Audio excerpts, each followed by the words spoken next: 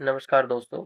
हमने शुरू किया था एसएससी चंडीगढ़ टीजीटी मैथ्स 2019 की सॉल्यूशन सीरीज, जिसमें क्वेश्चन नंबर 43 से हमने शुरू किया था। 43 से 68 तक हम इससे पहले बड़ी वीडियो में कर चुके हैं। अब हम शुरू करते हैं क्वेश्चन नंबर 69 से। Integral of sine X upon X raised to power P from 1 to infinity is convergent if P की किस वैल्यू के लिए इंटीग्रल कन्वर्जेंट होगा। अच्छा, यहाँ से अगर हम देखते हैं तो हमारे पास जो इंटीग्रल है, इंटीग्रल कौन सा, 1 से infinity sine X D X, ये इंटीग्रल बाउंडेड है। इंटीग्रल ये कैसा हमारे पास बाउंडेड है। और 1 upon X raise to power P, ये इंटीग्रल बाउंडेड भी है और साथ में जीरो की तरफ भी कन्वर्ज कर रहा है, मोनोटोनिक भी है। और जीरो की तरफ कन्वर्ज कब करेगा, जब हमारे पास पी की वैल्यू क्या होगी, जीरो से बड़ी होगी। तो कुल मिला के 1 से इन्फिनिटी ये integral sine X upon X raise to power P D X, ये इंटीग्रल कन्वर्ज करेगा, is convergent if P is greater than zero. अब पी की वैल्यू जीरो से बड़ी होनी चाहिए। पहला ऑप्शन जीरो से छोटी दे रखी है, गलत। 1 से छोटी दे रखी है, लेकिन 1 से छोटी में तो नेगेटिव नंबर भी आ जाएंगे पी की वैल्यू के लिए, ये भी गलत। पी इज इक्वल टू 1, ये भी गलत। लेकिन p greater than equal to 1 के लिए हम कह सकते हैं कि ये कैसा हो जाएगा, कन्वर्जेंट हो जाएगा। नेक्स्ट क्वेश्चन है question number 70। we have to find the integration of 0 to infinity e raised to power minus x square। अच्छा, माइनस इन्फिनिटी से infinity e raised to power minus x square dx का integration क्या होता है, root pi. अब e raised to power minus x square हमारा कैसा function है, इवन फंक्शन है। ये इवन फंक्शन है तो integral from 0 to infinity e raised to power minus x square किसके इक्वल हो जाएगा, ये रूट पाई बाय 2 के इक्वल हो जाएगा। तो कौन सा ऑप्शन ठीक हो जाएगा इसका, ऑप्शन ए ठीक हो जाएगा। नेक्स्ट क्वेश्चन है question number 71। An infinite cyclic group has precisely how many generators. अच्छा, इनफाइनाइट साइक्लिक ग्रुप हो तो उसके दो जनरेटर होते हैं। ये काफी पेपरों में क्वेश्चन आया हुआ है, तो मैक्सिमम इसके दो जनरेटर हो सकते हैं। आगे क्वेश्चन नंबर 72। एज पर Cayley theorem every group is isomorphic to a permutation group. तो ये थ्योरम की स्टेटमेंट है जो कहती है कि हर एक ग्रुप आइसोमॉर्फिक होगा एक परमुटेशन ग्रुप के। तो ऑप्शन डी ठीक हो जाएगा। नेक्स्ट है क्वेश्चन नंबर 73।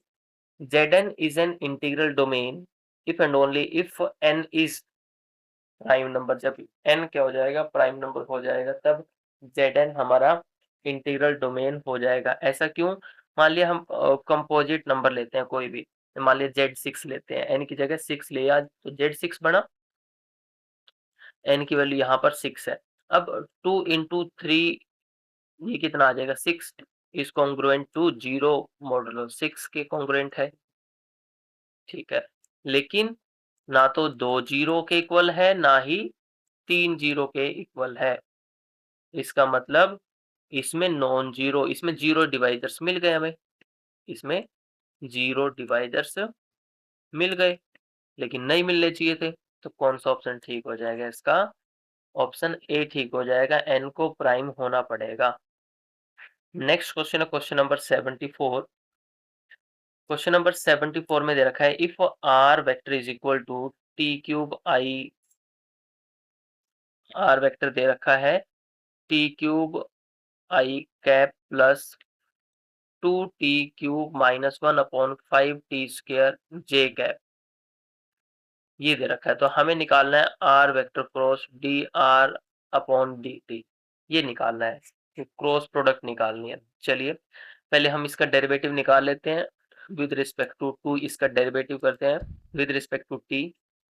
तो यहाँ पे इसका डेरिवेटिव कितना हो जाएगा, 3t² साथ में आई कैप प्लस, यहाँ पे इसका डेरिवेटिव किया तो यहाँ पे 3 आगे आ जाएगा, 3 इंटू टू दैट इज 6, और एक पावर कम हो जाएगी।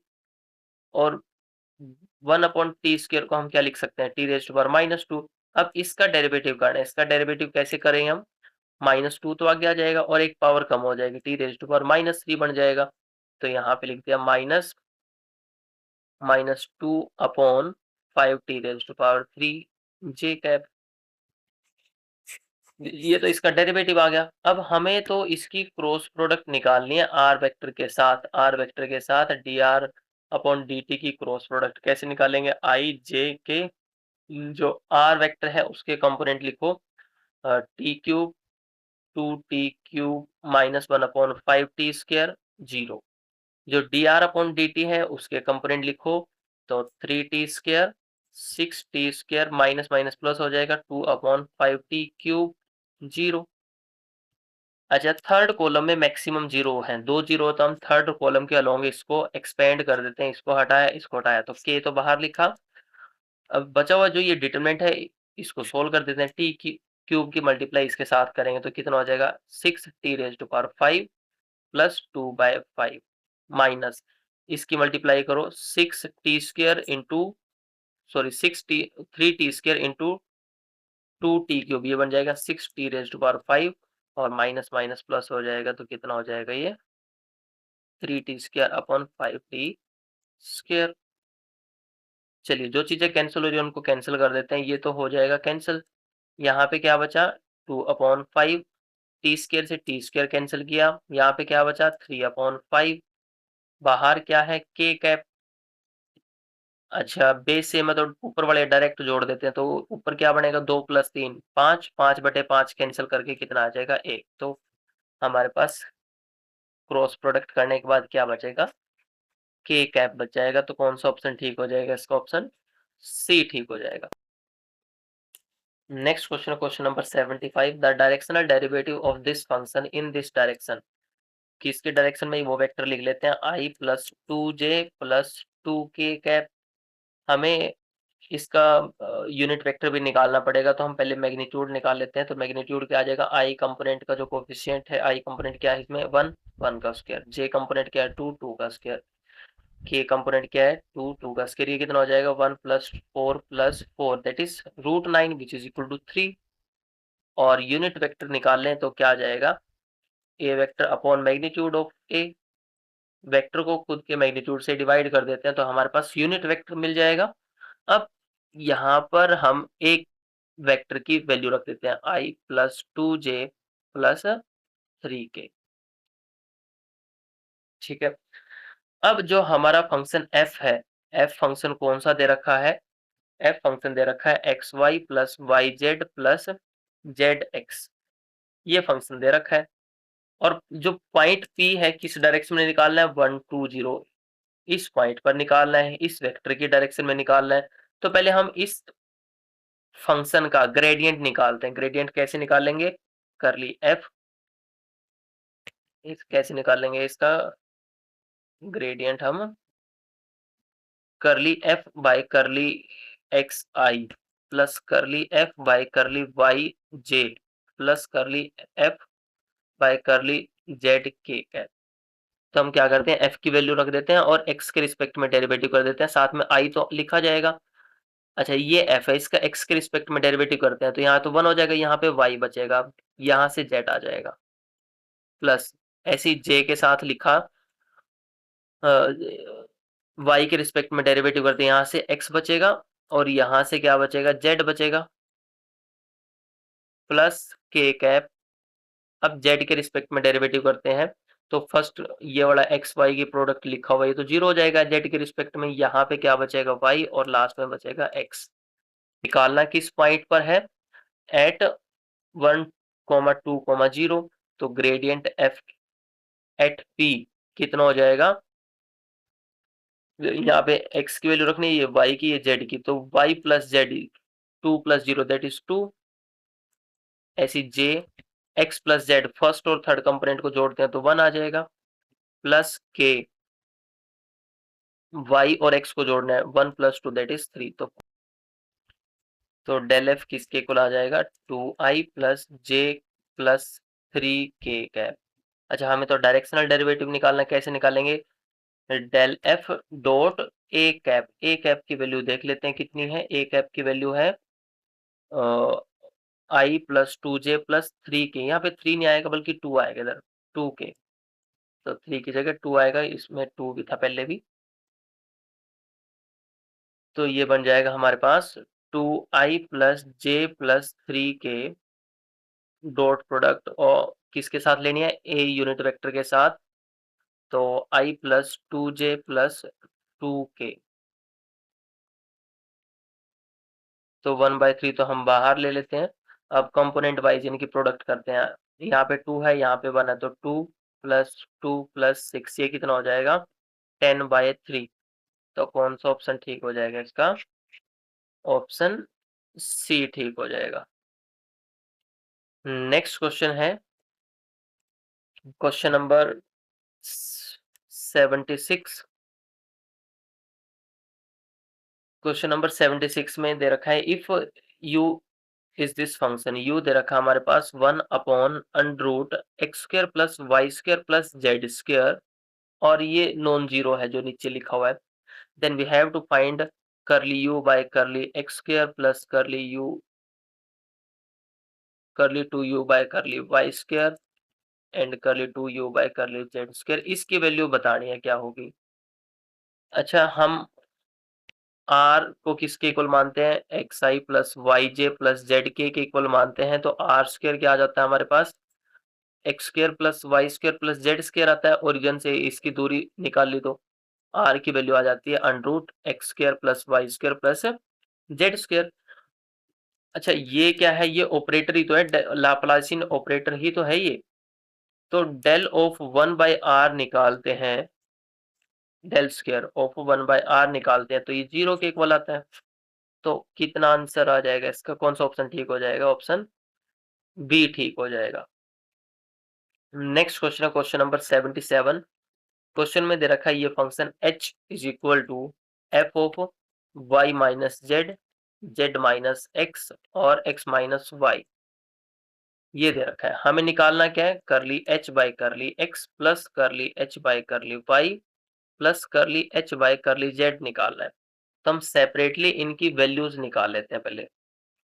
अच्छा, उससे पहले एक काम और करते हैं, जो ये दे रखे हैं, ये बीच में फंक्शंस दे रखे हैं, इसको हम u मान लेते हैं, u is equal to Y minus Z, v मान लेते हैं z माइनस x को, और w मान लेते हैं हम x माइनस वाई। अब जो हमारा h फंक्शन है वो कन्वर्ट हो गया f of u v w में। अब करली h बाई करली x करना है, तो ये किसके को ला जाएगा, पहले तो फंक्शन का डेरिवेटिव करना है u के रिस्पेक्ट में, फिर u का डेरिवेटिव करेंगे हम x के रिस्पेक्ट में। पहले फंक्शन का डेरिवेटिव करेंगे v के रिस्पेक्ट में, फिर v का डेरिवेटिव करना है x के रिस्पेक्ट में, प्लस पहले फंक्शन का डेरिवेटिव करेंगे w के रिस्पेक्ट में, फिर हम डेरिवेटिव करेंगे w का x के रिस्पेक्ट में।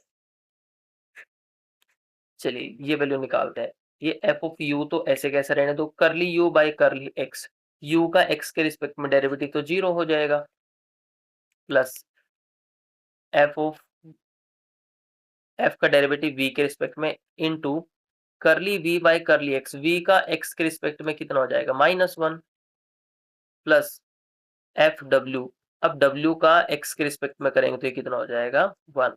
तो कुल मिला के ये कितना है, -fv प्लस एफ डब्ल्यू। इसी तरीके से हम इसका h का y के रिस्पेक्ट में डेरिवेटिव निकालते हैं। तो पहले f का डेरिवेटिव करना होगा u के रिस्पेक्ट में, फिर हमें u का करना है y के रिस्पेक्ट में, प्लस पहले हमें f का v के रिस्पेक्ट में करना है, फिर v का y के रिस्पेक्ट में। पहले हमें f का w के रिस्पेक्ट में करना है, फिर w का y के रिस्पेक्ट में। तो यहाँ से देखो, अब अगर मैं इसका y के रिस्पेक्ट में डेरिवेटिव करता हूँ तो 1 आ जाएगा, इसका y के रिस्पेक्ट में डेरिवेटिव करूंगा तो 0 आ जाएगा, इसका y के रिस्पेक्ट में डेरिवेटिव करूंगा तो -1 आ जाएगा। तो 1 0 -1 आई इनकी वैल्यू। तो यहाँ पे क्या आ जाएगा, F of U into 1 plus F of V into 0 plus F of W into -1। जो ये वैल्यू ऊपर निकाली थी वो मैंने यहाँ पे रख दी, तो ये तो 0 ही बन जाएगा। तो कुल मिला के क्या बना, F of you plus F of W. Similarly, we can find curly h by curly z, which is equal to minus of f of u plus f of v। अब हमें चाहिए क्या, इन तीनों का जोड़ ही तो चाहिए। इन तीनों को जोड़ते हैं, जोड़ने के बाद क्या आ जाएगा, करली h by curly x plus करली h by curly y plus करली h बाई करली z। इसी की तो वैल्यू निकालनी है, तो इनको जोड़ो। अच्छा, पहले वाली की वैल्यू ये थी तो ये वैल्यू रखो minus F V plus F W. दूसरे वाले की वैल्यू रखते हैं तो ये आ जाएगी, यहाँ पे बीच में माइनस का निशान था, इधर ये माइनस था, तो ये बना F of U minus F W, और लास्ट वाला क्या है, minus F U plus F V. कुछ चीजें कैंसिल हो जाएंगी, कुछ क्या, ये तो सारी कैंसिल हो गई, एफ डब्ल्यू से एफ डब्ल्यू, एफ यू से एफ यू, तो कुल मिला के इसकी वैल्यू कितनी आई, 0। तो कौन सा ऑप्शन ठीक हो जाएगा इसका, ऑप्शन ए ठीक, ऑप्शन बी ठीक हो जाएगा। नेक्स्ट क्वेश्चन है क्वेश्चन नंबर 78। कहते हैं कि ए और बी दो मैट्रिक्स हैं 3x3 की रियल मैट्रिक्स, जिनका रैंक कितना है, 1 है। Rank of A B is equal to 1। तो हमें बी ए का रैंक बताना है, क्या होगा या फिर क्या नहीं हो सकता।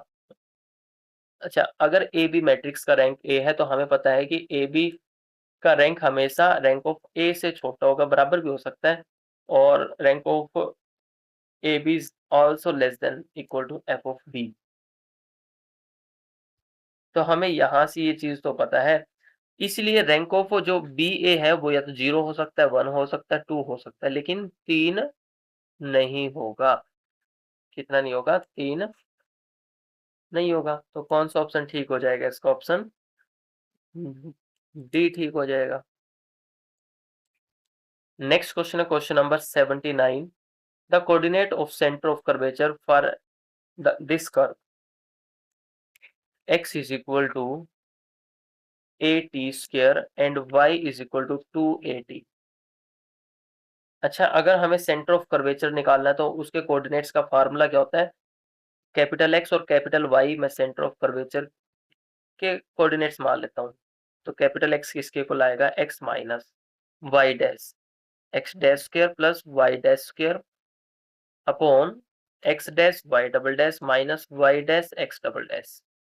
ये डैश रिप्रेजेंट कर रहे हैं डेरिवेटिव्स। इसी तरीके से y कंपोनेंट क्या आएगा, y plus X dash into X dash square plus Y dash square upon X dash Y double dash minus Y dash X double dash. तो हम एक काम करते हैं, अच्छा इन फार्मूले में देखोगे तो ये चीजें ये नीचे वाली सेम है, तो हम इनको निकाल लेते हैं।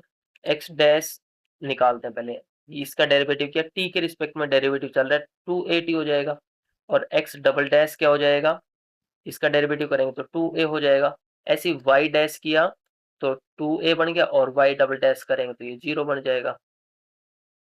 अब x dash square plus y dash square निकालना है।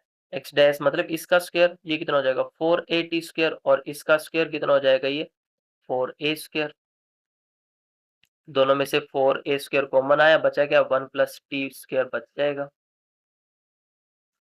अब हम नीचे वाला निकालते हैं, ये नीचे वाला क्या है, X dash Y double dash minus Y dash X double dash, मतलब इनकी प्रोडक्ट करनी है, इसकी मल्टीप्लाई इसके साथ करेंगे तो 0 हो जाएगा, माइनस इसकी मल्टीप्लाई इसके साथ करेंगे ऊपर वाले के साथ, 4a स्क्वायर बन जाएगा।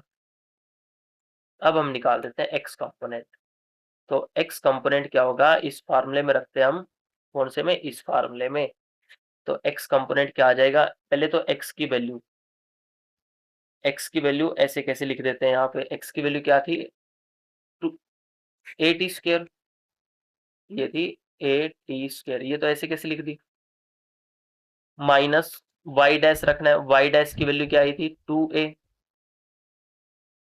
इंटू, अब जो ये वैल्यू आई है, ये वैल्यू कितनी आई है हमारे पास, 4a square into 1 plus T square बटे में जो ये था, इसकी वैल्यू क्या आई 4a स्क्वायर माइनस का 4a स्क्वायर, 4a स्क्वायर से 4a स्क्वायर कैंसिल किया तो ये कैंसिल करने के बाद बचा क्या, 80 स्क्वायर। अच्छा, माइनस से माइनस कैंसिल करिए, प्लस बन गया, और 2a को अंदर मल्टीप्लाई करते हैं तो 2a प्लस 2at स्क्वायर कितना हो जाएगा, 2a प्लस 3at स्क्वायर। यहाँ से क्या कॉमन आ जाएगा, a कॉमन आ जाएगा, बचेगा 2 प्लस 3t स्क्वायर बच जाएगा। इसी तरीके से हम सेकंड कंपोनेंट भी निकाल सकते हैं। तो एक बार ऑप्शन चेक करते हैं। तो ऑप्शन चेक करेंगे तो जो फर्स्ट कंपोनेंट है एक्स कंपोनेंट, तो ये आया, तो एक्स कंपोनेंट ये आया, तो ये ऑप्शन ठीक हो जाएगा हमारा। अगर हम वाई कंपोनेंट निकालेंगे तो हमारा ये आ जाएगा पूरा सोल्व करने के बाद। चलिए नेक्स्ट क्वेश्चन है question number 80। In a triangle ABC हमें निकालना है 2AC sine of A minus B plus C upon 2 किसके इक्वल होगा। अच्छा, ये कुछ इस तरीके से दे रखी है कि कोई ट्रायंगल है ABC और इनके सामने वाली साइड है, ए एंगल के सामने वाली साइड को स्मॉल a नाम दिया, बी वाली के सामने वाली को b और सी वाले के सामने वाली को स्मॉल c। अच्छा, अगर ये ट्रायंगल है तो तीनों एंगल्स का सम कितना होगा 180, मतलब a प्लस बी प्लस सी का सम कितना होगा 180 होगा। अगर मैं यहाँ से a प्लस सी की वैल्यू निकालता हूँ तो 180 माइनस बी आ जाएगी। एक्सप्रेशन तो हमें ये दे रखा है, इसको सोल्व करना है। तो करते हैं एक बार। यहाँ पे a प्लस सी है, a प्लस सी है तो a प्लस सी की जगह मैं क्या लिख सकता हूँ 180 माइनस बी।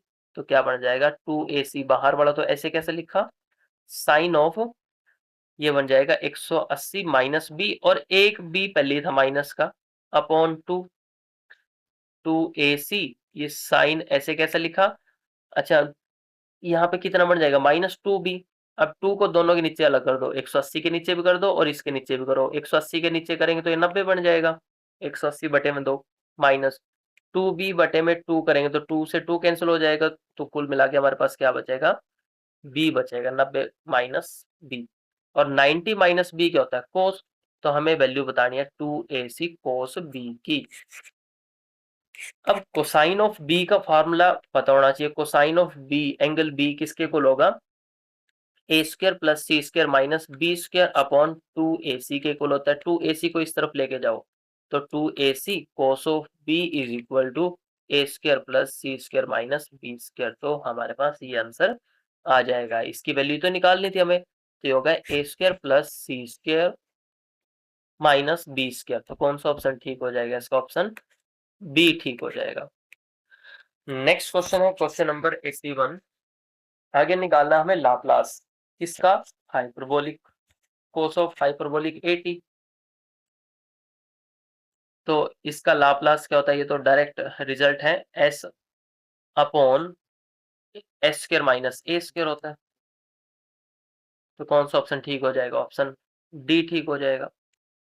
नेक्स्ट क्वेश्चन है question number 82। Compute this integral 0 to infinity T into E raise to power minus 3t sine T. अच्छा, ये भी लाप्लास का क्वेश्चन है। लाप्लास का कैसे, चलिए देखते हैं एक बार।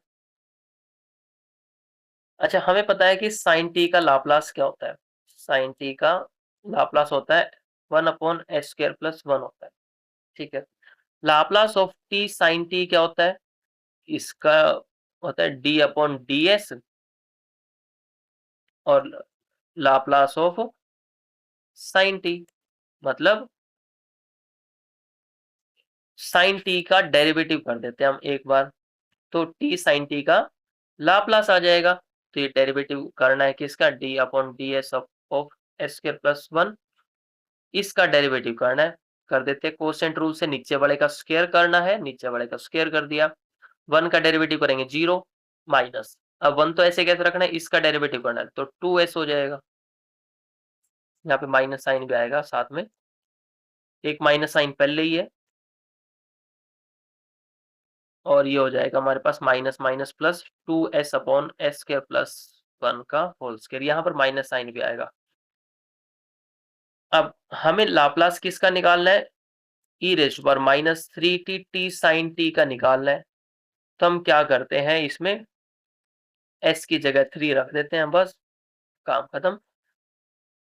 तो यहाँ पे क्या बन जाएगा 2 इंटू 3/3² प्लस 1 का होल स्क्वायर। ये कितना बना 6/3² प्लस 1 दैट इज 10 का होल स्क्वायर 100, और कैंसिल करके कितना आ जाएगा 3/50। तो कौन सा ऑप्शन ठीक हो जाएगा, इसका ऑप्शन सी ठीक हो जाएगा। नेक्स्ट क्वेश्चन है question number 83। Using Laplace of this function find the integral of this. Question दे रखा है हमें, जो फंक्शन है वो है 1 minus cos of t upon t square. पहले इसका लाप्लास निकाल लेते हैं। अच्छा, लाप्लास ऑफ 1 क्या होता है, 1/s, और Laplace of cos of t क्या होता है, s upon s square plus 1। तो Laplace of 1 minus cos of t किसके इक्वल हो जाएगा, ये हो जाएगा 1 upon s minus s upon s square plus 1 के इक्वल हो जाएगा। अब डिवीजन प्रॉपर्टी यूज करते हैं। डिवीजन प्रॉपर्टी कैसे, हमें नीचे टी स्क्वायर भी है साथ में, उसका भी लाप्लास निकालना पड़ेगा। तो अगर हमें इसका लाप्लास निकालना पड़ जाए F of t upon t square, तो ये लाप्लास किसके इक्वल आता है, integration of Laplace of this function, जो ऊपर वाला फंक्शन है, 0 से इन्फिनिटी। लेकिन यहाँ पे टी स्क्वायर तो 2 बार इंटीग्रेशन हमें करना पड़ेगा, 0 से इन्फिनिटी, 0 से इन्फिनिटी सॉरी, एस से इन्फिनिटी, एस से इन्फिनिटी इसका 2 बार इंटीग्रेशन करना होगा। तो ये हो जाएगा एस से इन्फिनिटी,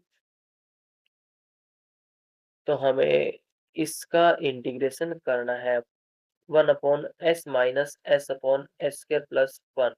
जो ऊपर था, ऊपर कौन सा था, यही था, तो हमें इसी का तो इंटीग्रेशन करना है 2 बार, ds। तो चलिए पहले इसका इंटीग्रेशन करते हैं। इसका इंटीग्रेशन किया तो क्या हो जाएगा, log ऑफ s, अच्छा 2 से मल्टीप्लाई किया, 2 से डिवाइड कर दिया, तो इसका इंटीग्रेशन कितना बन जाएगा, log of S square plus 1, क्योंकि इसका डेरिवेटिव ऊपर है, इसका डेरिवेटिव करेंगे तो 2s ही तो आएगा, वो ऊपर पड़ा है तो डायरेक्ट हो गया। तो और s से इन्फिनिटी, हमें लिमिट पुट करनी है s से इन्फिनिटी, फिर से इंटीग्रेशन करना है लिमिट पुट करने के बाद। तो इंटीग्रेशन s से इन्फिनिटी, अब लिमिट पुट करते हैं। लिमिट पुट करने से पहले एक चीज और देखो, इस पे log of a minus log of b की प्रॉपर्टी लगाते हैं, तो क्या हो जाएगा, log of s upon s square plus 1, और ये 1/2 को हम ऊपर भेज देते हैं, 1/2 पार में होगा तो ये रूट में आ जाएगा कुल मिला के। तो हमें इसकी लिमिट पुट करनी है, इसकी लिमिट पुट करते हैं अब, इंटीग्रेशन एस से इन्फिनिटी। अच्छा, upper limit minus lower limit, log of, यहाँ पे s की जगह रखना, s tends to infinity, s infinity पे जाएगा तो ये कहाँ पे जाएगा, s को हम बाहर ले लेते हैं, 1 प्लस 1/s ये जाएगा कुल मिला के 1 की तरफ, s से तो s कैंसिल हो जाएगा, 1 की तरफ जाएगा तो log 1 कितना होता है 0, minus log of s upon under root s square plus 1, साथ में ds, कुल मिला के ये तो 0 हो गया, तो हमें मिला क्या, minus integration s to infinity log of s upon under root s square plus 1, ये मिला। अब इसका फिर से इंटीग्रेशन करना है। इसका इंटीग्रेशन वैसे तो बहुत लेंथी प्रोसेस है, इसलिए मैं इसका इंटीग्रेशन डायरेक्ट लिख रहा हूँ। इंटीग्रेशन आएगा, इंटीग्रेशन बाय पार्ट्स करना है इसको 1 मान के, जो कि किसके इक्वल आएगा, s into log of s upon under root s square plus 1 minus tangent of inverse s के इक्वल आ जाएगा, और 0 से इन्फिनिटी हमें लिमिट पुट करनी है, तो किसके इक्वल आएगा, ये माइनस ऑफ, माइनस साइन तो बाहर है।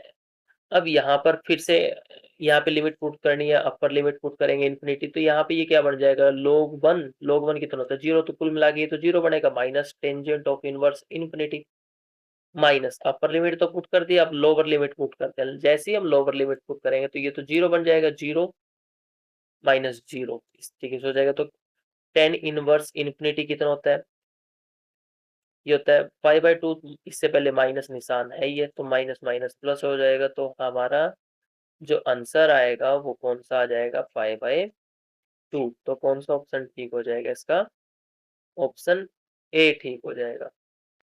नेक्स्ट क्वेश्चन है क्वेश्चन नंबर 84, हमें निकालना है इसमें लाप्लास इनवर्स, इसका निकालना है 3/s+4 का। हमें लाप्लास पता है e raise to power minus A T का, ये किसके इक्वल होता है, 1/s+a के। तो इसका लाप्लास इनवर्स किसके इक्वल हो जाएगा, लाप्लास इनवर्स ऑफ 1/s+a किसके इक्वल हो जाएगा, e raise to power minus A T के। अगर मैं a की जगह 4 रख दूं तो यहाँ पर 4 आ जाएगा। अब हमें तो इसका लाप्लास इनवर्स निकालना है, तो ये किसके इक्वल हो जाएगा, 3 into Laplace inverse of 1/s+4, 3 into इसकी वैल्यू क्या आई, ये e raise to power minus 4t। तो कौन सा ऑप्शन ठीक हो जाएगा इसका, ऑप्शन सी ठीक हो जाएगा। नेक्स्ट क्वेश्चन है क्वेश्चन नंबर 85। क्वेश्चन नंबर 85 को देखो एक बार, the solution of differential equation this, इस डिफरेंशियल इक्वेशन का सॉल्यूशन निकालना है। ये डिफरेंशियल इक्वेशन कौन सी, एक बार लिख लेते हैं। ये है X square P square plus P Y 2x plus Y plus Y square equal to 0। ये इक्वेशन है। अच्छा, इस इक्वेशन को अगर हम ध्यान से देखते हैं या फिर अंदर मल्टीप्लाई करते हैं, इस पी वाई की ब्रैकेट के बाहर है जो, तो क्या बन जाएगा, 2p 2xyp plus P Y square plus Y square equal to 0, ये बनेगा। यहाँ से क्वाड्रेटिक इक्वेशन बनती नजर आएगी, किस किस में, इन तीनों टर्म्स को एक साथ ले लेते हैं तो बनेगा क्या, X P plus Y square whole square बन जाएगा plus P Y whole square equal to 0, ये बना। अब हम चेक करते हैं ऑप्शन, जो पहला ऑप्शन है उसको चेक करते हैं, एक्स वाई बराबर सी वाई प्लस सी स्क्र। अच्छा, एक और चीज देखो, अब जो P है वो किसको रिप्रेजेंट करता है, d y by d x को। यहाँ पर लिखा हुआ है x d y by d x plus y, और ये तो डेरिवेटिव है हमारा किसका, एक्स वाई का डेरिवेटिव ही तो है ये। एक्स वाई के प्रोडक्ट का डेरिवेटिव करते हैं प्रोडक्ट रूल से, तो हमारे पास यही तो आता है। तो हमारे पास ये क्या मिला, d upon d x of x y plus P Y square equal to 0। अब हम फर्स्ट ऑप्शन चेक करते हैं, फर्स्ट ऑप्शन किसके इक्वल है, x y plus c square के इक्वल है। ये है हमारा first option, x y is equal to c y plus c square के इक्वल है। दोनों तरफ डेरिवेटिव करते हैं और सी की वैल्यू निकालते हैं यहाँ से, और इसी में दोबारा पुट कर देंगे। अब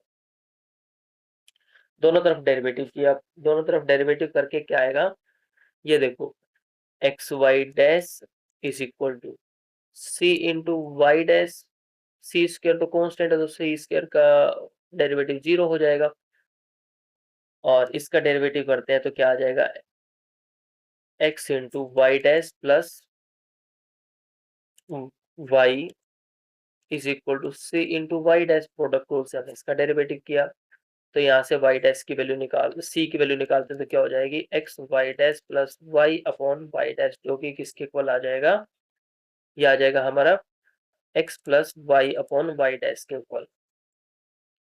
अब जो ये वैल्यू आई है हमारी, ये हम फर्स्ट इक्वेशन में ही पुट कर देते हैं, जो हमने ये इक्वेशन जिसमें से हमने सी की वैल्यू निकाली है, तो उसमें पुट करते हैं x y is equal to, देखते हैं किसके इक्वल आएगा, x plus y upon y dash into y plus x plus y upon y dash c, c का स्क्वायर मतलब इसका स्क्वायर। हम चेक करेंगे कि दोबारा से हमारी इक्वेशन वही आ जाती है जो हमने निकाल ली है, या फिर नहीं आती। अगर वही इक्वेशन आ जाती है तो ये हमारा सॉल्यूशन हो जाएगा, अगर नहीं आती तो दूसरा ऑप्शन चेक करना पड़ेगा फिर। तो यहाँ से अब देखो, ये एक्स वाई तो ऐसे कैसा, इसकी मल्टीप्लाई करते हैं, इसको क्रॉस मल्टीप्लाई करें तो वाई डैश तो नीचे रहेगा, तो कितना बन जाएगा, x y dash plus y, और ऊपर हमें वाई से भी मल्टीप्लाई करने जो बाहर है ब्रैकेट के, प्लस इसके अपॉन में 1 लगाया, यहाँ पे लिखा वाई डैश, दोनों का एलसीएम लिया तो ऊपर चला गया x y dash plus y और इस पूरे का होल स्क्वायर। अच्छा, अब आगे देखो, x y is equal to, यहाँ से ऊपर वाले का भी स्क्वायर है, इस जो ये स्क्वायर लिखा हुआ है इस पूरी ब्रैकेट पे, तो मतलब इसका ऊपर वाले का भी स्क्वायर है और इसका भी स्क्वायर है, तो यहाँ से एलसीएम लेंगे तो वाई डैश स्क्वायर, तो एलसीएम आ जाएगा, और क्या बचेगा, x y dash plus y into y y dash plus x y dash plus y का होल स्क्वायर। अब इसको हम दूसरी तरफ भेज देते हैं। अच्छा, वाई डैश क्या है, d y by d x, इसकी जगह क्वेश्चन में क्या यूज किया, पी, तो हम पी यूज करते हैं, तो ये पी है, पी स्क्वायर है, तो पी स्क्वायर को हम दूसरी तरफ ले जाते हैं तो क्या बनेगा, p square x y is equal to, इनकी मल्टीप्लाई कर देते हैं, ये भी पी है और ये भी पी है, तो इनकी मल्टीप्लाई करते हैं तो क्या हो जाएगा, x y p square plus ये हो जाएगा वाई स्क्वायर पी प्लस इसका होल स्क्वायर खोल दो, और ये क्या है, एक्स पी प्लस वाई का होल स्क्वायर है, वाई डैश की जगह हमने पी यूज कर लिया, तो यहाँ पे बनेगा x square p square plus y square plus 2p(xy) बनेगा, है ना। इससे तो ये चीज कैंसिल होगी, बचा क्या हमारे पास, ये देखो एक्स स्क्वायर पी स्क्वायर बचा, साथ में क्या बचा, 2p(xy) बचा, प्लस साथ में क्या बचा, वाई स्क्वायर पी बचा प्लस वाई स्क्वायर बचा, और equal to 0। X square plus p square, sorry x square into p square, इसमें से क्या कॉमन आ जाएगा, y कॉमन आ जाएगा, p कॉमन आ जाएगा, बचेगा क्या, 2x बचा और एक y बचेगा प्लस वाई स्क्वायर। ये तो हमारी जो गिवन इक्वेशन थी वही नहीं आ गई है, गिवन इक्वेशन थी, ये तो वही इक्वेशन आ गई, तो हमारा कौन सा ऑप्शन ठीक हो जाएगा, ऑप्शन ए ठीक हो जाएगा। नेक्स्ट क्वेश्चन है question number 86। Find the value of n such that this is the curve x raised to power n plus y raised to power n is equal to a are orthogonal trajectory of the family of the curves। देखो y किसके equal दे रखा है, y is equal to x upon 1 minus b x, ये एक family of curves दे रखी है, इसकी orthogonal trajectory x raise to power n plus y raise to power n is equal to a दे रखी है, तो हमें a की वैल्यू बतानी है क्या, सॉरी n की वैल्यू बतानी है क्या होगी। तो पहले हम क्या करते हैं, इसकी ऑर्थोगोनल ट्रेजेक्ट्री निकाल लेते हैं। कैसे निकालेंगे इसको, हम एक काम करते हैं, यहां से b की वैल्यू निकाल लेते हैं, क्रॉस मल्टीप्लाई करते हैं इसकी, तो क्या हो जाएगा, y minus b y x is equal to x हो जाएगा, और x को इस तरफ भेज दो, इसको इस तरफ, तो यहाँ पे बनेगा y minus x is equal to ये b एक्स वाई प्लस का हो जाएगा, हमें तो b की वैल्यू चाहिए, एक्स वाई को नीचे भेज दो, y minus x upon y x, और जो नीचे डिनोमिनेटर में वाई एक्स आया है, इसको दोनों के नीचे सेपरेट करते हैं, y upon y x minus x upon y x, y से y कैंसिल, x से x कैंसिल, बचा क्या, 1 upon x minus 1 upon y, तो ये हमारे पास आ जाती है b की value, 1 upon x minus 1 upon y. दोनों तरफ आप डेरिवेटिव करते हैं, b का डेरिवेटिव तो 0 हो जाएगा, और 1 बाई एक्स का डेरिवेटिव है तो माइनस 1 बाई एक्स स्क्वायर, आगे माइनस माइनस प्लस हो जाएगा, 1 by y square into d y, या फिर वाई डैश लिख लेते हैं, चलो। अब इसको हम दूसरी तरफ भेजते हैं, तो ये प्लस का हो जाएगा, तो कुल मिला के 1 upon y square y dash is equal to 1 upon x square आया, और यहाँ से डेरिवेटिव की वैल्यू आ जाएगी y square upon x square, ये डेरिवेटिव की वैल्यू आई है हमारे पास। अब अगर ये डेरिवेटिव की वैल्यू आ गई, तो मतलब ये d y by d x की वैल्यू आई है, d y by d x की वैल्यू क्या आ गई, वाई स्क्वायर अपॉन एक्स। अब जब भी हम ऑर्थोगोनल ट्रेजेक्ट्री निकालते हैं, तो d y by d x को किससे रिप्लेस करना होता है, minus d x by d y से, फिर हमें इंटीग्रेशन करना होता है, तो चलिए हम ये काम करते हैं, इसको हम इससे रिप्लेस कर देते हैं, तो minus d x upon d y is equal to y square upon x square, cross multiply करो, minus x square d x is equal to y square d y, दोनों तरफ इंटीग्रेशन करते हैं अब, या फिर इसको दूसरी तरफ भी ले जा सकते हैं, प्लस में हो जाएगा x square d x plus y square d y is equal to 0। अब दोनों तरफ इसका इंटीग्रेशन करो, इंटीग्रेशन करने पर क्या मिलेगा, x raise to power 3 upon 3 plus y raise to power 3 upon 3 is equal to some constant के, अच्छा नीचे एलसीएम लेते हैं, नीचे सेम है तो ऊपर वाले डायरेक्ट ऐड हो जाएंगे, x cube plus y cube, और 3 को हम दूसरी तरफ भेज देते हैं, इसका नाम दे दिया कांस्टेंट ए। अब ऑर्थोगोनल ट्रेजेक्ट्री इसकी गिवन थी क्वेश्चन में, ये थी, अब इन दोनों को कंपेयर करते हैं, तो एन की वैल्यू कितनी आ जाती है हमारे पास, 3, एन की वैल्यू कितनी आ गई, 3, तो कौन सा ऑप्शन ठीक हो जाएगा, इसका ऑप्शन सी ठीक हो जाएगा। आगे है, ये फिजिक्स के क्वेश्चन है, फिजिक्स वाले इसको बेटर तरीके से समझा पाएंगे, क्वेश्चन नंबर 87 और एक और क्वेश्चन आएगा फिजिक्स वाला। चलिए आगे है क्वेश्चन नंबर 88। हमें निकालना है 1/f(d) of e raise to power ax into v। अच्छा, जब हम डिफरेंशियल इक्वेशन में, लीनियर डिफरेंशियल इक्वेशन में पर्टिकुलर इंटीग्रल निकालते हैं, तो पर्टिकुलर इंटीग्रल निकालने के लिए हमारे पास ऐसा ऐसा कुछ बनता है, तो ये किसके इक्वल होता है, ये किसके इक्वल हो जाता है, ये e रेज टू पावर एक तो बाहर आ जाएगा, जो d है उस d को हम रिप्लेस कर देते हैं d प्लस a से। अब a कहां से आया, जो e का कोफिशियंट है, 1/f(d plus a into v।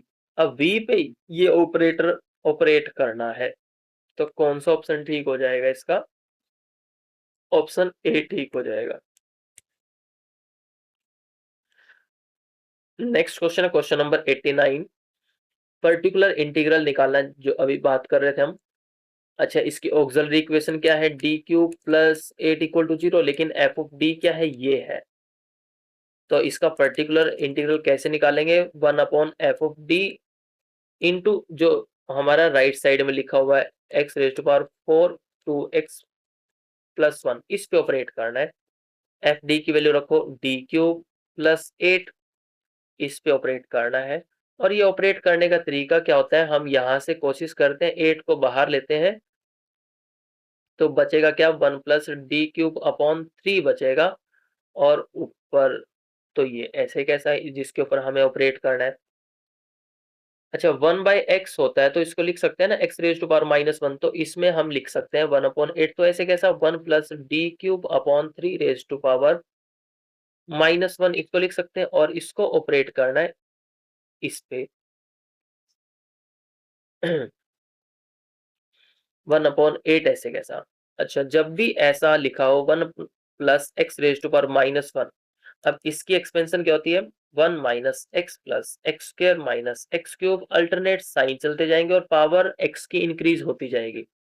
तो पहले हम इसको एक्सपेंड करते हैं, एक्सपेंड करने पर क्या आएगा, 1 - d³/8 प्लस इसका स्क्वायर करना है d⁻6/8² दैट इज 64। ऐसे चलता जाएगा और इस पे ऑपरेट करना अब हमें। तो ये कितना बन जाएगा, 1/8, तो ऐसे कैसा, 1 के साथ इसकी मल्टीप्लाई करेंगे तो ऐसे कैसा आ जाएगा, x⁴ 2x+1 माइनस 1/8 बाहर लिख दिया। अब हमें 3 बार इसका डेरिवेटिव करना है। पहली बार डेरिवेटिव किया 4x³ + 2 आया, दूसरी बार करते हैं तो कितना आएगा, 12x², तीसरी बार करते हैं तो 24x आता है इसका डेरिवेटिव, तो 24x। अच्छा, अगली बार 6 बार डेरिवेटिव करना है, 6 बार डेरिवेटिव करेंगे तो जीरो ही नहीं आ जाएगा, पावर 4 डिग्री की पोलिनोमियल है ये, तो डेरिवेटिव इसका जीरो आ जाएगा इसके बाद। तो कैंसिल किया तो 3 बचा, तो 1/8 x⁻⁴। अच्छा, यहाँ पे प्लस का 2x है, यहाँ पे माइनस का 3x है, तो -x+1 बच जाएगा। तो कौन सा ऑप्शन ठीक हो जाएगा इसका, 1/8 x⁻⁴ -x+1 that is option A is correct. Next question है question number 90। Which of the following is an integrating factor of this differential equation. Integrating factor क्या होता है कि मान लिया हमारे पास ऐसे कोई इक्वेशन दे रखी है mdx + ndy = 0, ये डिफरेंशियल इक्वेशन है। तो हमें चेक करना होता है कि ये एग्जैक्ट डिफरेंशियल इक्वेशन है या नहीं है, तो उसके लिए क्या करते हैं, करली m/करली y निकालते हैं और करली n/करली x निकालते हैं। m का डेरिवेटिव पार्शियल डेरिवेटिव करते हैं y के रिस्पेक्ट में, और n का पार्शियल डेरिवेटिव करते हैं हम x के रिस्पेक्ट में। अगर ये दोनों इक्वल आ जाते हैं तब तो हम बोलते हैं दोनों डिफरेंशियल, ये गिवन डिफरेंशियल इक्वेशन एग्जैक्ट है, और इसका हम डेरिवेटिव इंटीग्रेशन कर देते हैं डायरेक्ट इसका सॉल्यूशन निकालने के लिए। अगर ऐसा नहीं है तो हम इसको एग्जैक्ट बनाते हैं किसी एक पर्टिकुलर फंक्शन से मल्टीप्लाई करके m और n को। तो हम m और n को किससे मल्टीप्लाई करें कि ये इक्वेशन एग्जैक्ट बन जाए, अब उसको बोलते हैं इंटीग्रेटिंग फैक्टर। तो हमें वही फंक्शन निकालना है। चलिए, हमारे पास जो गिवन डिफरेंशियल इक्वेशन है वो ये है, dx + 2y dy = 0। अच्छा, एक चीज बताओ, अगर मैं सीधा ये रख देता हूँ दूसरे वाला ऑप्शन, क्यों? क्योंकि जब मैं इससे भाग करूंगा, इसको मल्टीप्लाई करूंगा, ये m है हमारे पास x square plus Y square plus 2x, इसको मैं इससे डिवाइड कर देता हूँ x square plus Y square से, इसको डिवाइड कर देता हूँ x square plus Y square से, और इसके नीचे अलग कर दो और 2x के नीचे अलग कर दो, तो क्या बनेगा, ये 1 plus 2x upon x square plus Y square बन जाएगा। और इसी तरीके से अगर मैं n क्या है 2y, n को डिवाइड करता हूँ x square plus Y square से, तो ये हमारे पास ये बन जाएगा। ये अब मेरे को कुछ कुछ सिमिलर लग रहा है, कैसे? अगर मैं इसको डिवाइड, इसका पार्शियल डेरिवेटिव करता हूँ अब इसका, किसके रिस्पेक्ट में, y के रिस्पेक्ट में, y के रिस्पेक्ट में डेरिवेटिव करेंगे तो 0 हो जाएगा। चलिए अब इसका डेरिवेटिव करना है y के रिस्पेक्ट में पूरे का, तो क्या आ जाएगा, x square plus Y square का होल स्क्र, नीचे वाले का तो होल स्क्र करना है, ऊपर वाले का y के रिस्पेक्ट में डेरिवेटिव तो 0 हो जाएगा, माइनस ऊपर वाला ऐसे कैसा, अब नीचे वाले का डेरिवेटिव करेंगे, y के रिस्पेक्ट में इसका डेरिवेटिव 0, इसका डेरिवेटिव कितना आ जाएगा 2y, तो कुल मिला के क्या बना, -4xy अपॉन ये। ठीक है, चलिए अब इसको चेक करते हैं, इसका डेरिवेटिव करना है x के रिस्पेक्ट में करना,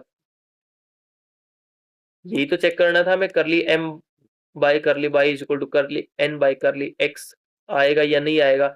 हमने y के रिस्पेक्ट में डेरिवेटिव किया तो हमारा ये आया, m का derivative -4xy upon x square plus Y square का होल स्क्र।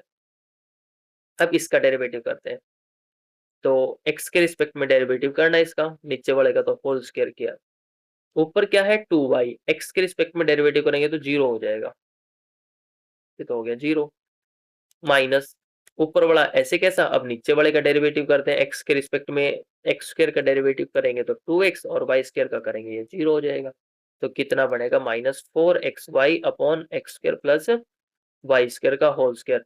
अच्छा, जब हमने x square plus Y square से डिवाइड किया m और n को, तो हमारे पास ये इनके पार्शियल डेरिवेटिव आपस में इक्वल आ जाते हैं, और ये इक्वेशन कैसी बन जाएगी, एग्जैक्ट, और ये हमारा क्या क्या हो जाएगा, इंटीग्रेटिंग फैक्टर। तो कौन सा ऑप्शन ठीक हो जाएगा, इसका ऑप्शन बी ठीक हो जाएगा। नेक्स्ट क्वेश्चन है क्वेश्चन नंबर 91 92, ये फिजिक्स वाला टीचर ही बेटर समझा पाएगा। चलिए नेक्स्ट क्वेश्चन है question number 93, forces of magnitude p 2p 3p act along the side of an equilateral triangle. हमारे पास कोई एक इक्विलेटरल ट्रायंगल दे रखी है ए बी सी, और इन पे फोर्सेस लगे हुए हैं, बी से सी, सी से ए तक 2p और ए से बी तक 3p फोर्स लगा हुआ है। तो हमें रिजल्टेंट मैग्नीट्यूड निकालना है फोर्स का। रिजल्टेंट मैग्नीट्यूड कैसे, अब इक्विलेटर ट्रायंगल है तो हमारे पास ये एंगल कितना होगा, 60 डिग्री होगा, और इसका जो एक्सटर्नल एंगल होगा वो बाहर वाला होगा वो 120 डिग्री होगा, है ना। तो मतलब हमें करना क्या है, दिए हुए डायरेक्शन में जो बी से सी साइड पर जाना है, फिर सी से ए तक जो यहाँ पर एंगल बनेगा वो 120 डिग्री का है, यानी P से 2P के बीच में 120 डिग्री एंगल, 2P से 3P पर जाएंगे तब भी हमारा एंगल 120 बनेगा एक्सटर्नल एंगल, और 3P से P के साथ P के बीच में देखेंगे वो भी एंगल कितना बनेगा, 120। तो रिजल्टेंट फोर्स का फार्मूला क्या होता है हमारे पास, r square is equal to first force का स्क्वायर, सेकंड फोर्स का स्क्वायर और थर्ड फोर्स का square, plus 2 into first force into second force into cos of 120 degree, plus 2 into second force 2p था और थर्ड फोर्स था 3p into cos of 120 degree, plus 2 into third force into p into cos of 120 degree. अच्छा, cos 120 degree की value कितनी होती है, ये होती है -1/2, तो ये वैल्यू हम इसमें रख देते हैं, पहले p स्क्वायर इसका स्क्वायर किया तो 4p स्क्वायर, आगे हो गया 9p स्क्वायर, और ये कितना बढ़ेगा हमारे पास 4p स्क्वायर। अच्छा, इसकी वैल्यू कितनी है, -1/2, -1/2। नेक्स्ट ये कितना हो जाएगा, 4 4 ये 12, 12p स्क्वायर, फिर से वैल्यू -1/2 cos 120 की, और ये कितना बन जाएगा 6p² और cos 120 की वैल्यू हो जाएगी -1/2।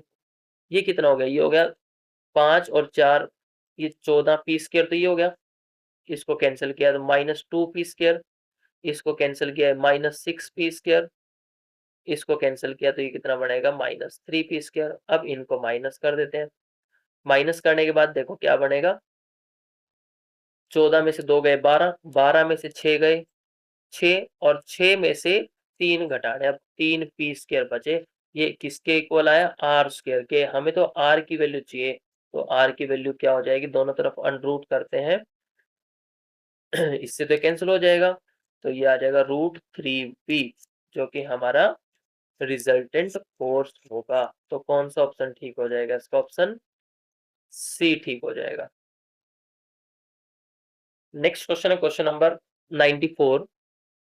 Compute limit of this function, इस फंक्शन की लिमिट निकालनी है। अच्छा पहले इसमें डायरेक्ट जीरो रख के देखो, लिमिट निकालनी है, जीरो पे जीरो रख के देखा, sine pi into cos square zero upon zero का स्क्वायर। अच्छा कोस स्क्वायर कितना होता है 1, कोस स्क्वायर जीरो कितना होता है 1, 1 इंटू पाई क्या हो जाएगा पाई। अब साइन पाई कितना होता है 0, और नीचे भी 0, तो ये तो 0/0 फॉर्म बन गई। हम क्या करते हैं, एल हॉस्पिटल रूल लगा देते हैं इस पे। चलिए 0/0 फॉर्म है तो एल हॉस्पिटल रूल लगाते हैं, ऊपर वाले का डेरिवेटिव किया, ऊपर वाले का डेरिवेटिव कितना हो जाएगा cos of pi cos square x, फिर अंदर वाले का डेरिवेटिव करना है पाई, ऐसे कैसा कोस स्क्वायर का डेरिवेटिव क्या हो जाएगा 2 cos of x into minus sign X upon नीचे वाले का डेरिवेटिव कर दो 2x। अब इसकी लिमिट निकाल ले या पहले वाले की लिमिट निकाल ले, बात सेम है, एल हॉस्पिटल रूल से हम 2 से 2 कैंसिल कर देते हैं, माइनस को बाहर लिख लेते हैं, ठीक है। अच्छा इसकी limit sign X upon x को इकट्ठा कर ले इसको, और इसकी लिमिट 0 पे निकालते हैं तो 1 हो जाएगा। तो अब तो कोई बचा ही नहीं जो तंग करे, मतलब नीचे 0 था, नीचे एक्स था, वो 0 बनता, वो परेशान करता, तो उसने साइन एक्स अपॉन एक्स की लिमिट निकालते तो 1 बना दिया। अब वो 1 बनने के बाद हमारे पास क्या बचा, इनमें डायरेक्ट रख देते हैं cos pi cos square 0 into pi cos of 0 into -1, ये माइनस साइन भी था साथ में, माइनस साइन को बाहर लिख लेते हैं, साथ में पाई भी लिख दिया, ये वाला पाई, कोस 0 1 होता है, ये भी खत्म हो गया। अब यहाँ पे कोस 0 1, 1 का स्क्वायर ये भी 1, 1 की मल्टीप्लाई पाई के साथ करनी है, तो पाई आ जाएगा। अब कोस पाई पे वैल्यू बतानी है कितनी होगी, -पाई, तो ऐसे क्या कोस पाई पे वैल्यू -1 होती है, तो माइनस माइनस प्लस पाई हमारा आंसर आ जाएगा। तो कौन सा ऑप्शन ठीक होगा, इसका ऑप्शन बी ठीक हो जाएगा। आगे है next question, question number 95। This series is convergent for, अच्छा ये तो tan इनवर्स x की सीरीज है, ये किसके लिए कन्वर्ज होती है, मॉड x लेस देन 1 के लिए। अब ये 1 तो कौन से ऑप्शन में है, ये ऑप्शन ए में है, ऑप्शन ए ठीक हो जाएगा इसके हिसाब से। इक्वल का निशान तो नहीं था हमारे केस में, लेकिन ऑप्शन के हिसाब से हमारा ऑप्शन ए ठीक हो जाएगा। नेक्स्ट क्वेश्चन है क्वेश्चन नंबर 96।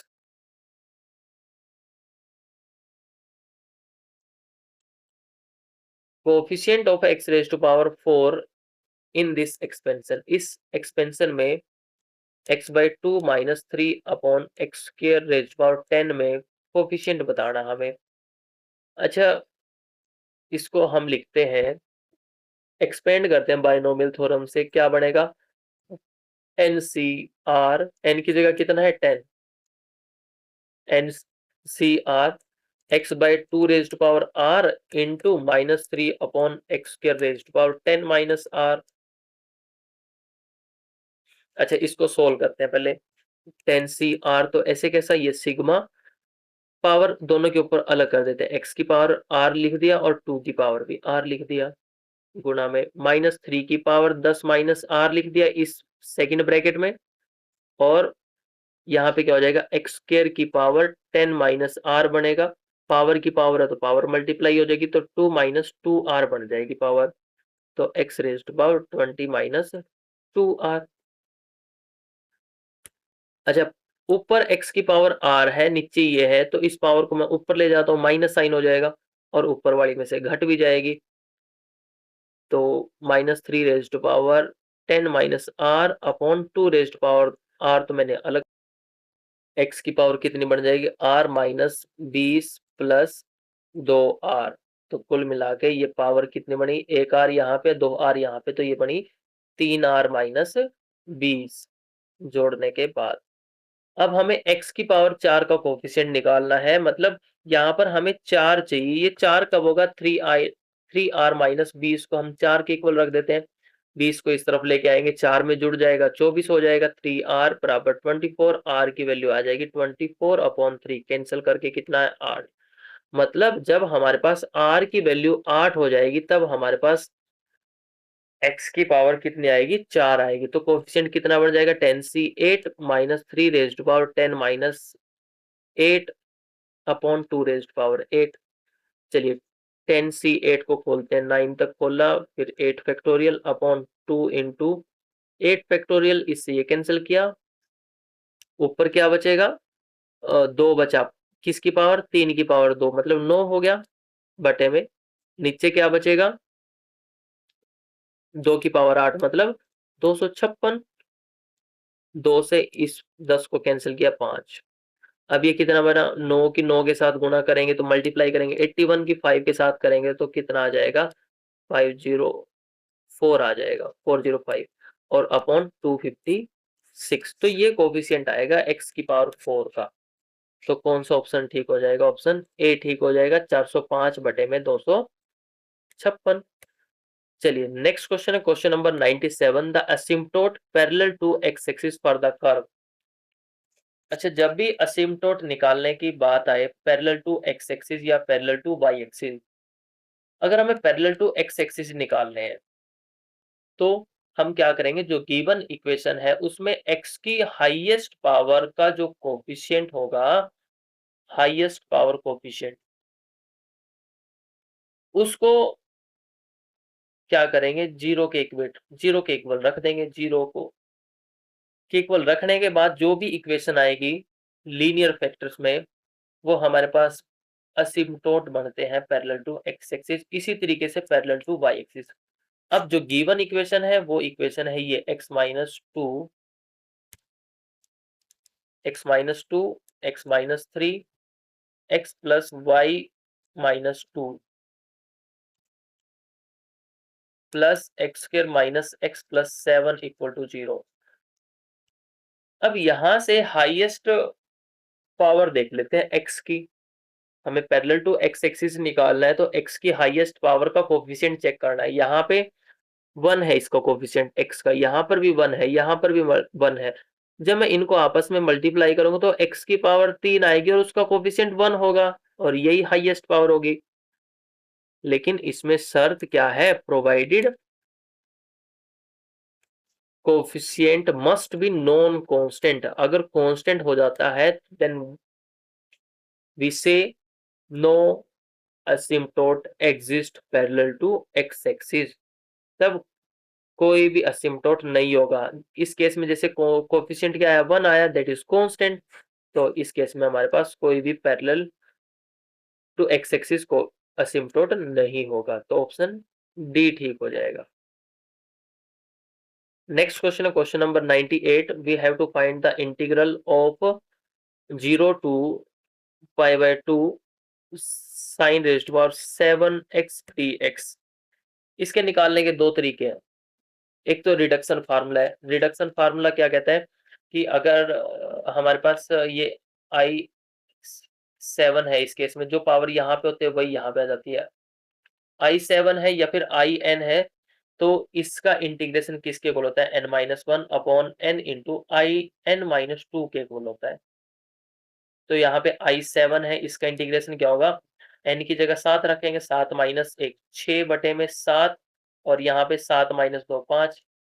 अब i5 का i5 की वैल्यू निकालो, i5 का इंटीग्रेशन क्या आ जाएगा, 5 माइनस 1 दैट इज 4 बटे में 5 और इसमें से 2 कम कर दो 3। अब इसका इंटीग्रेशन निकाल दो, 6/7, 4/5, इसका इंटीग्रेशन क्या आएगा, इसमें से एक नंबर कम करो, 2/3, फिर I1 क्या है, 0 से π/2 साइन ऑफ x dx, ये हमारे पास I1 है, मतलब इसकी पावर 1 है। साइन का इंटीग्रेशन क्या होगा, माइनस कोस एक्स 0 से π/2, इसकी वैल्यू निकाल के रख देते हैं हम, माइनस साइन बाहर रखा, लिमिट पुट की, तो लिमिट पुट करने के बाद क्या बना, कोस π/2 माइनस कोस ऑफ 0। अब कोस 90 तो 0 होता है, और कोस 0 कितना होता है, 1, बीच में माइनस का निशान है, एक निशान बाहर है, तो ये प्लस का 1 आ जाएगा, तो इसकी वैल्यू कितनी आ गई, 1। तो हमारे पास इसको सोल्व करने के बाद कितना आ जाएगा, ये देखो, अब इसको कैंसिल किया तो कितना आ गया, 2। ऊपर क्या बचा, 2 चौके 8, 8 दूनी 16, और नीचे क्या बचेगा, 7×5 = 35। तो हमारे पास 16/35 आंसर आ जाएगा। कौन सा ऑप्शन ठीक हो जाएगा, इसका ऑप्शन डी ठीक हो जाएगा। इसका एक और तरीका, अगर ये रिडक्शन फार्मूला नहीं पता तो हम क्या करेंगे, इस साइन की पावर 7 को ऐसे लिख सकते हैं, साइन की power 6x into sine x ऐसे लिख सकते हैं, और इसको कैसे लिख सकते हैं, साइन स्क्वायर एक्स की पावर 3 इंटू साइन एक्स लिख सकते हैं, और साइन स्क्वायर को हम जो अंदर वाला है इसको कोस में कन्वर्ट कर लेते हैं ये, और अब क्या करेंगे, कोस को टी पुट करके उसका डेरिवेटिव यहाँ पे, तो फिर हम इसको सोल्व कर सकते हैं इस तरीके से।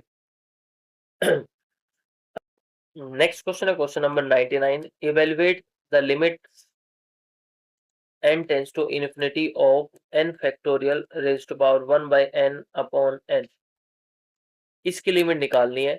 अच्छा, इसको ध्यान से देखोगे तो इसको हम ऐसे लिख सकते हैं, n फैक्टोरियल बटे में, अच्छा नीचे पावर 1 बाई एन नहीं है, तो हम इसको ऐसे तो लिख सकते हैं n की पावर 1 बाई एन, और इसकी पावर 1 बाई एन तो पहले ही दे रखी है, इसकी लिमिट निकालनी, बिल्कुल लिख सकते हैं, क्योंकि ये तो सेम है, n से n कैंसिल हो जाएगा, limit n tends to infinity. अब इसको ये लिख सकते हैं हम क्या,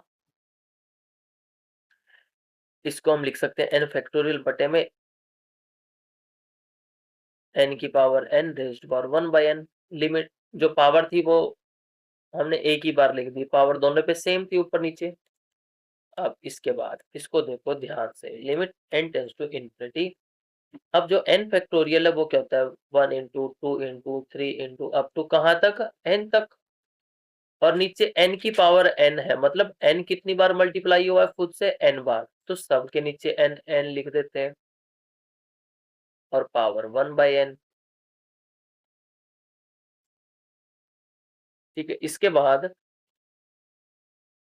हम करते हैं, इसमें इस सम को मान लेते हैं, इस लिमिट को मान लेते हैं n, और दोनों तरफ हम लोग ऑपरेट करते हैं, log l is equal to 1 by n तो आगे आ जाएगा, log of 1 by n into 2 by n into 3 by n and so on n by n। हमें इसकी लिमिट निकालनी है अब। अच्छा, ये limit n tends to infinity तो ऐसे कैसा लिखो, log ऑफ साथ में 1 बाई n ऐसे कैसा, और log of a into b हो तो इसको कैसे लिखते हैं, log of a plus log of b, मतलब जो प्रोडक्ट में है उनको सबको प्लस में ले आते हैं, 1 by log of 1 by n plus log of 2 by n and so on log of n by n, ये लिख सकते हैं हम, और limit n tends to infinity, या फिर अब लिमिट की जगह हम लिखते हैं सम, तो ये किसके को हो गया, 1 by n sigma log of k by n where k from 1 to n, इसको हम समेशन की फॉर्म में लिख दिए, और इसकी लिमिट ही तो निकालनी अब हमें। अब ये तो रीमान सम बनता हुआ नजर आ रहा है, तो इसकी लिमिट किसके इक्वल होती है, ये तो integration 0 to 1 log of x dx के इक्वल होती है इसकी लिमिट, और इसका डेरिवेटिव करते हैं तो हमारे इंटीग्रेशन करते हैं, तो इंटीग्रेशन करने के बाद क्या आ जाएगा, -1 आएगा इंटीग्रेशन, लिमिट पुट करने के बाद इंटीग्रेशन भी बाय पार्ट्स करना पड़ेगा इसका, ये log ऑफ एल चला हुआ था, लोग एल की वैल्यू क्या आई, -1। हमें तो एल की वैल्यू चाहिए, तो ई रेज टू पावर -1 हो जाएगी, दैट इज 1 ई हो जाएगी। तो कौन सा ऑप्शन ठीक होगा इसका? इसका ऑप्शन बी ठीक हो जाएगा।